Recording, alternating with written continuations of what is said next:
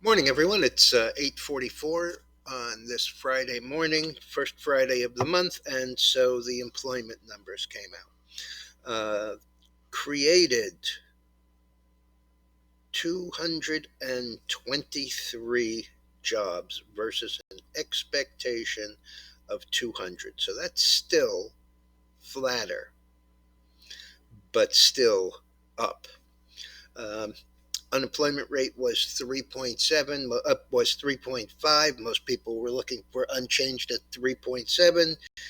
Didn't get it. Down 2/10 of a point. The only thing to cheer here at all uh, really was the labor force participation rate, which was up slightly to 62.3. Nothing overwhelming, um, but somewhat better. And the average hourly work week 33.3 versus 33.2. So really kind of a whole lot of nothing when if we had the ADP numbers come in differently, I would say there's something wrong, but in today's case, not the case. When I came downstairs at 7:45, we were Dow down 10, Nasdaq down 36, and uh, the S&P down 4. At 8:15, we had gone from minus 10 to up 15. Still nothing overwhelming, and then right before the numbers came out, we were up 10. On the NASDAQ, we went from down 36 to up 39 to down 47. And currently, we are sharply higher here, with the Dow now up 253. NASDAQ up 80. Not really a big deal. And the S&P up 3165.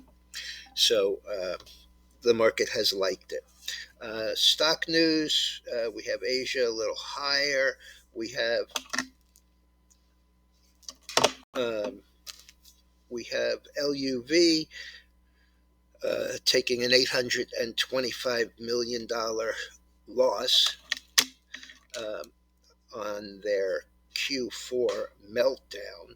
The stock is trading at 32.61, down 92, and it's down 20% from a high just last month. Costco beat with same store sales, and they were up 7.3%. The stock is trading roughly 460 and low change, up $9.31, although that's really only 2%. Pfizer says they are scaling back early stage R&D. Um, Royal Dutch Shell. Don't even remember what the symbol is for that. But it's not an American company, for those of you who are not aware. It is actually a UK company. And they are going to pay $2 billion in windfall taxes between the EU and the UK. And there was an interesting article yesterday um, from the Consumer Electronics Show with Phil LeBeau talking to the CEO of Mercedes Benz about their new, really a nice looking Mercedes Benz sedan that's all electric.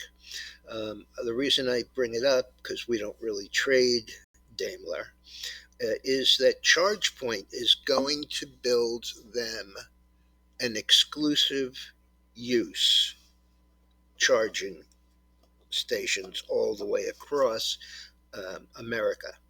And ChargePoint, which is down from $50 to $8.94, is currently, let me just make sure I have this right.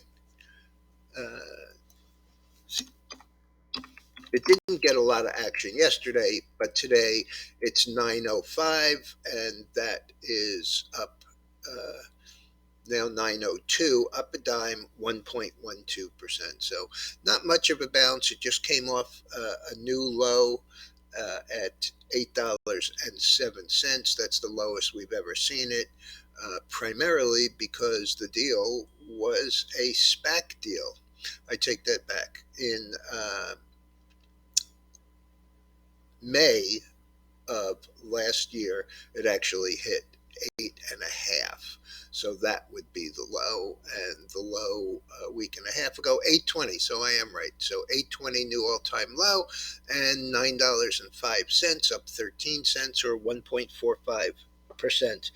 It just shows you what the battle is going to look like, even just by the individual car makers. And Novacure, NVCR, I've mentioned this one every day this week, and I'll update you again. This company had very, very strong results, um, and moved the day before yesterday from 67 to a pre-opening high of 133, so a double. Fell back a little, did not make it through that did not make it through that 128 area up to 133. So today, so yesterday it ended up at 118.81, up 48 or 70%. This morning it's 112.55, down 626 or 5.2%. But it is an interesting story. I mean, it's a pretty major drug, I believe, for neuropathy. Okay, look at the futures. Grains up across the board. Crude up 47, but heating oil and gas both down just a penny, but both down. And another 10 cents lower on nat gas. Unbelievable. Gold is up 8. Silver is up 23. And my fave, the copper is up just slightly. I want to give you a look at that so that you understand what I'm seeing here. I'm seeing a consolidation after the huge break all the way from all-time highs at $5.02, I believe, 503, straight back down to roughly 310, 313. And since then, on the weekly, has been higher high, higher low, higher high, higher low. And this time, we really need to get through and close above this 364. No, I'm sorry, that's not the right number. We need to close above 394 in order to have a higher high. But if this goes from here, I don't see really much trouble until you get to about 420 to, let's call it, 439. That would be a very substantial move because this is a very large and highly levered commodity. Let's go back to the main page and we will see. The cattles and such aren't open. The softs, we have cotton basically unchanged. We have coffee down 210 at 158. Sugar is lower. Cocoa is lower. Lumber was lower yesterday, has not reopened today. But, when we broke that $4, there really isn't much support. And so we closed yesterday at 365, which is getting awfully close to where it has traditionally sold after its round trip from 350 to 1700 and back to 365. As I said, the stock futures are up with the jobs numbers. I don't know why they look awfully good, meaning good for the economy, bad for the market, but I guess they're going to shrug that off, at least at the open. Up 25 or 24, up 25 in the S&P, up 56 in the NASDAQ, up 221 in the Dow. The dollar is also stronger after reversing again yesterday. Bitcoin down 100. It was up 85 yesterday. It's been generally in this area. Ethereum 1241 and change. That's down 9.5. That is a little bit of a surprise there, but and the bonds are down about a quarter of a point. That is 730 seconds. Yeah, 730 seconds. So just under a quarter. All right, everyone. I'll be back if there's anything to say later, and if not, have a good week.